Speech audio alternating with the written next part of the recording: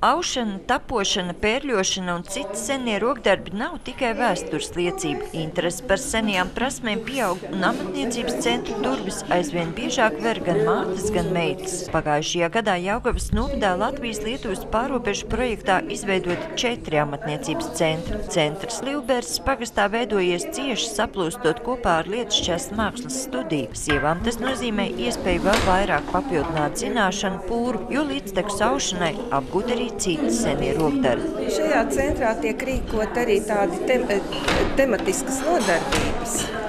Piemēram, pagājušo gadu pašu pirmo nodarbību mēs iesākām ar pērļošanas apgūšanu, kur diezgan lielu aktīvu dalību ņēma pagasta iedzīvotāji. Šobrīd es saskaitīju, ka tādi, kas tādi cītīgi nācēja no pagājušā gada sakarā šo centra tādu izveidošanos, bija kaut kur 8–10 cilvēki. Kā jums pašai šķiet, tas ir daudz, ja vēl, ja labi pameklētu, varētu vēl kādu audēju atrast šajā pagastā? Es domāju, ka tas varētu būt vēl, es tā domāju. Bet tas arī nav priekš pagasta maz, man tā šķiet.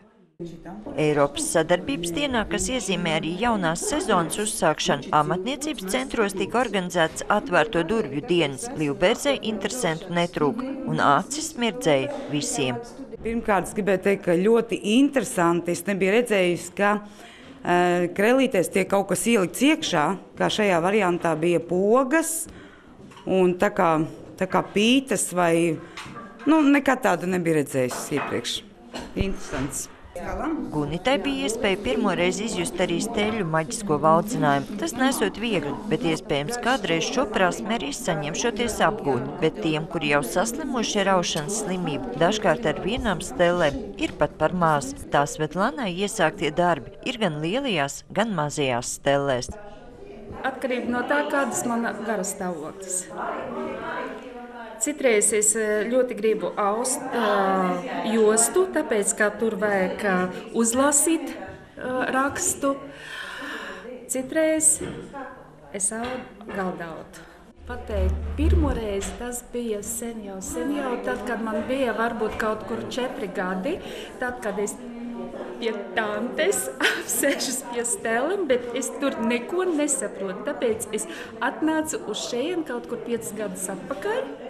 Un, lai gan pašlaik rokdarbnieču veikumus lielākoties ikdienā iegūst skapju plauktos, visi klātsošie ir pārliecināti, ka tas ir tikai laika jautājums.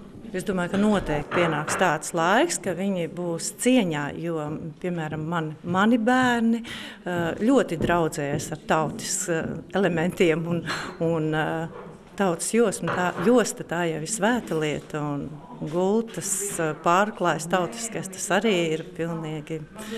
Es domāju, ka tā ir mūsu nākotne pagātnē. Kas bija pagātne, tā mūsu nākotne. Sandra Leitāne, Andris Pāns, TV Spektrs.